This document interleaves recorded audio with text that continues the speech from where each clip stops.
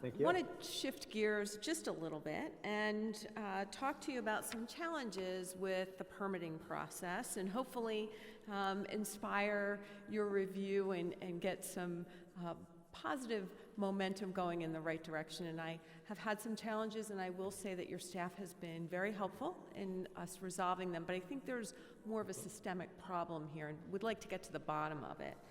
So specifically, under state law, decisions on oil and gas air permits must be rendered within 30 days.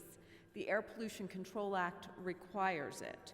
However, we are hearing from permittees where these permits are taking more than 100 days for approval, and in some cases, the department doesn't even take a first look at these permits within the required 30 days. And the question that we're getting from the permittees is, why is the department failing to adhere to the law? Certainly the department expects the regulated community is going to follow the law.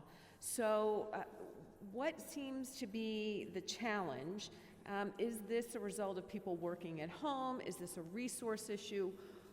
What's the problem and how can we fix it? No, thank you for the question. I think two things. One, the specific issue you're referring to, honestly, it's the first I'm hearing that one. So I'd want to do a little bit of digging to understand what exactly is going on there. I would love to follow back up with you on that particular element.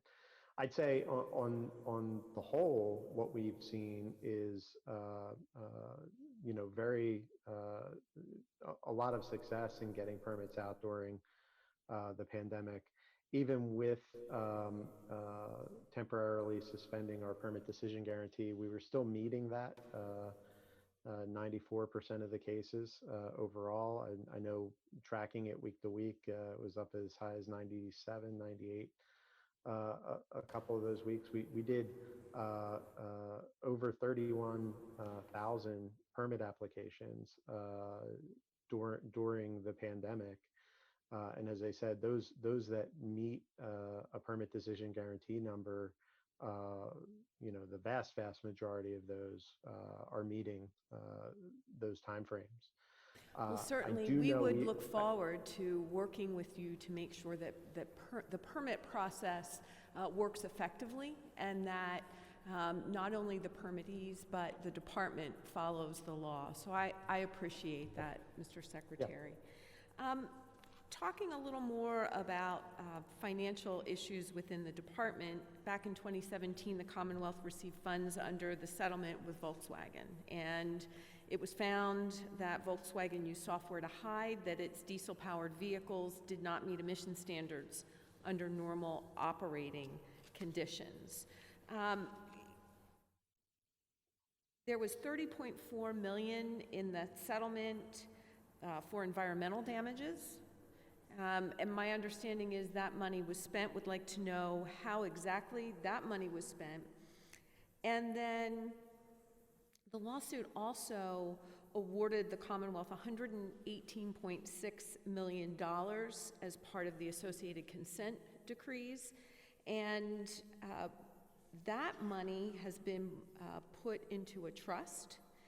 And the department has been designated as the lead agency to receive and distribute the funds. So if you could, with regard to the $118.6 million, talk about the department's role in selecting projects to be submitted to the trust for reimbursement. How many projects have been awarded for funding? How much funding has been received? How many have been denied? And if you can talk about the reasons that the projects, if any, were denied. And then if you could break them down by county, that would be helpful. And looking overall, how much of that $118.6 million has been spent? Very good. And it probably won't surprise you that I won't have all of that off the top of the head. But of the 118.6, I think right now we have 15 million that's gone out the door, and then I forget the exact amount of requests that we have in front of the trustee. under the trust, and the way the settlement works is the entirety of the dollars allocated to the states went to one trust. We submit applications for reimbursement through that trust, and there's defined categories of things that we can fund. There's 8 categories.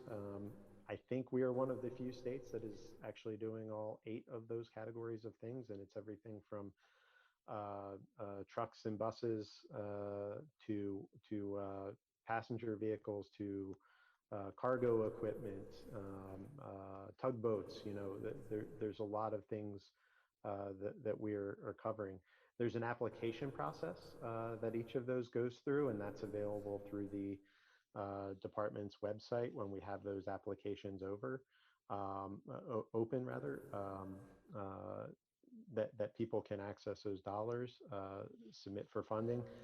Some of it may be, limited amount of funding in a particular round that may lead to something being denied.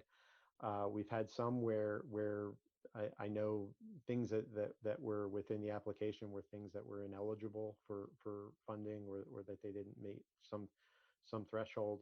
And depending, it's a little complicated, depending on the particular project and your status as to whether you're a governmental entity or private, that dictates the percentages. And again, those are things that are laid out within the settlement itself. So there are additional private entities that are also eligible for Pennsylvania's funds from that trust fund? Is that what you are asserting?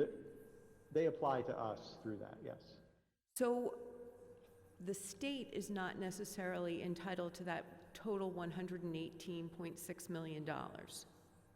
No, as trustee, we are running the grant program for these dollars. So it's not. So it's a grant program. It's not being used for programmatic savings within the department. Correct. It's grants that go out for reductions related, because the settlement was directly related to diesel emissions. It's for reduction of diesel emissions. So you can't use those dollars to reduce the cost of administering diesel emissions programs in the Commonwealth. Try to wrap this up. No, yeah, it's to go to entities that are replacing vehicles, or replacing cargo equipment, or upgrading an engine on a tugboat, right? It's those kinds of things, as opposed to, and some of it's clean diesel, some of it is electrification or natural gas. So. Well, I thank you very much, Mr. Thank Secretary, and hope that you will be able to provide us additional information and further correspondence with the Appropriations Chairman. Thank you, Mr. Chairman.